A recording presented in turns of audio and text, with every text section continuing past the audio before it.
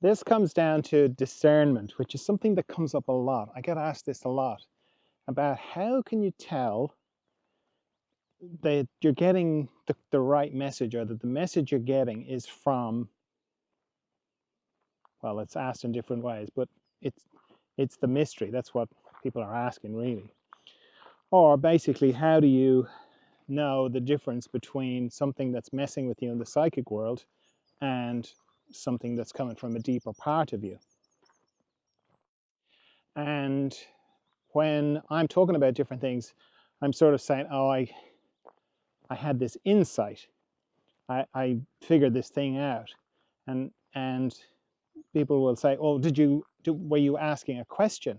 Did you go into meditation asking a question?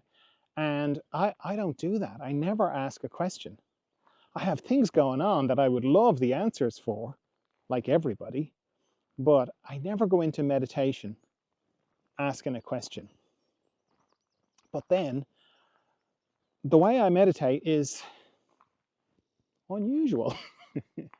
I'm discovering, I mean, I learned it from Barry Long, my spiritual teacher, and I mean, I've refined it, or it has refined me, is probably a better way of saying it. But so it's kind of normal for me. But just from teaching it to other people, it's unusual because it's kind of boring. There's nothing to, no nice music, no guided visualizations, no mantras, no nothing. Because for me, the focus is on the mystery. I am focused on the mystery. Now, what do I mean by the mystery? I mean the bit at the bottom. So you've got thinking, dreaming, the psychic world, and then everything underneath that, the mystery. So it's very like when you go asleep. You're lying there, close your eyes, you're still thinking about the day. Those thoughts become wilder as you enter into the dream world or lair. Then they become even wilder as you go through the psychic world. Maybe you have a nightmare.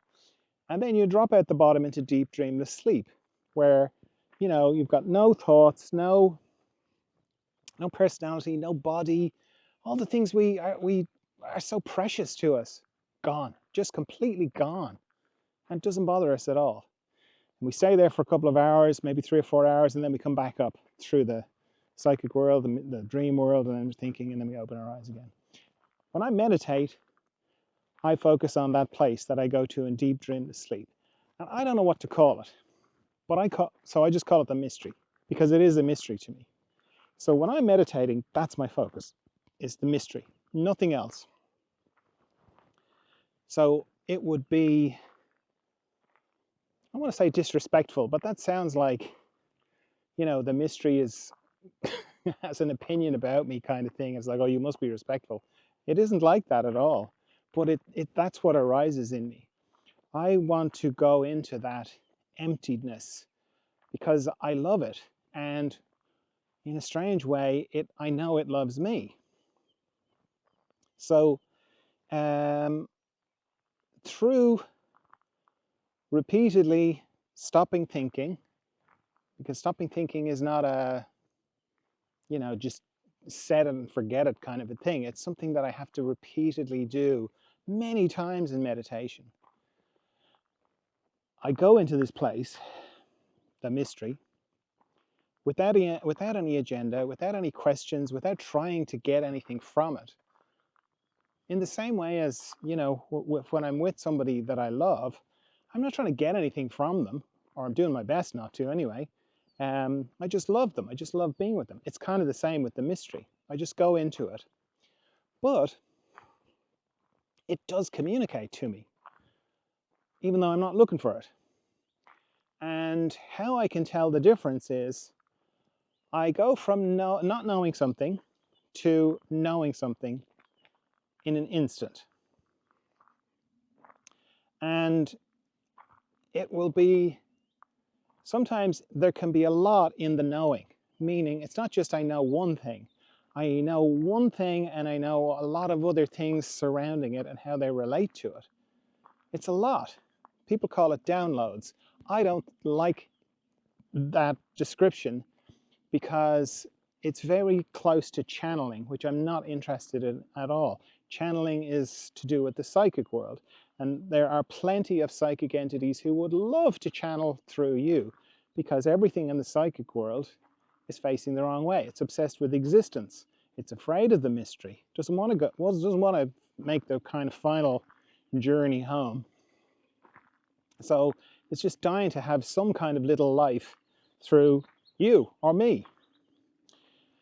So that idea of downloads and spirit guides and all that kind of thing, that's all in the psychic world, which I'm not interested in.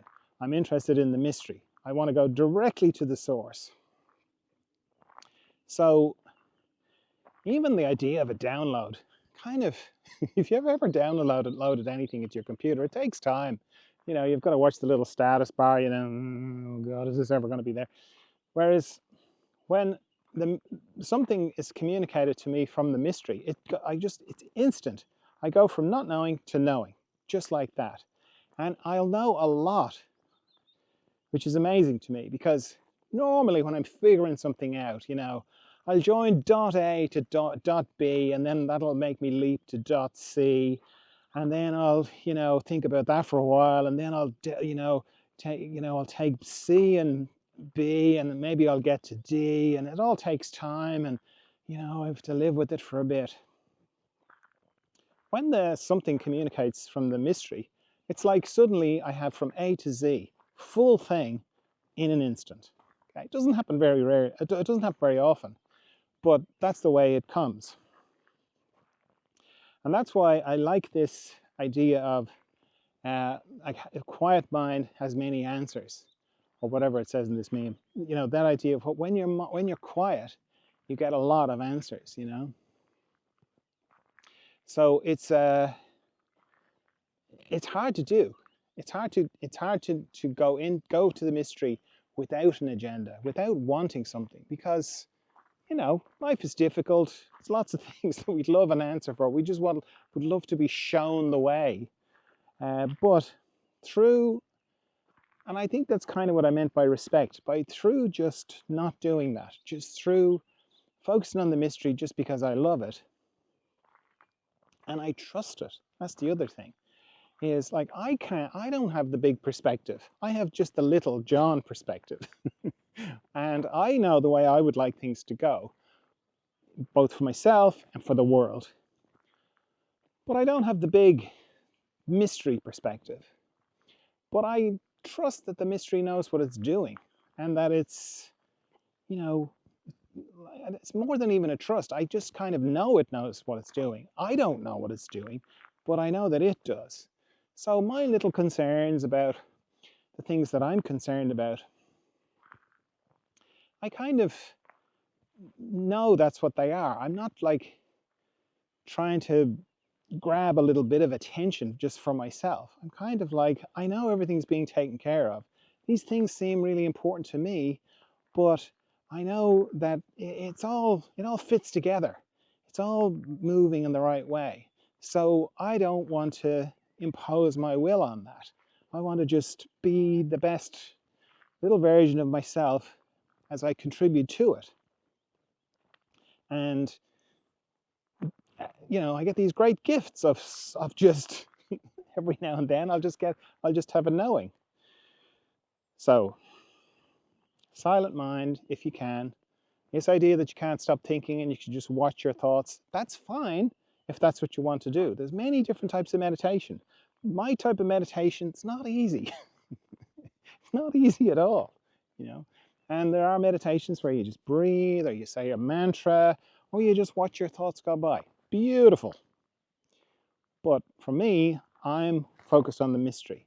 And to get to the mystery, I need to put the brake on my mind. I need to get it to stop, even if for an instant, so that I can get through to the mystery. So I'm doing that repeatedly. So if that, let me just give you a little plug for, I have a meditation training. It's 4 weeks. I talk about it all. It's audio. Go along, do a different thing, different exercises for each week. Very good, very helpful for this kind of meditation. And then I have the space for the mystery, where we get to meditate together. And that's every Monday. And that's really good, really helpful for if you're wanting to go into this particular type of meditation. If you want to go into the mystery, if that's your thing, then space for the mystery is brilliant.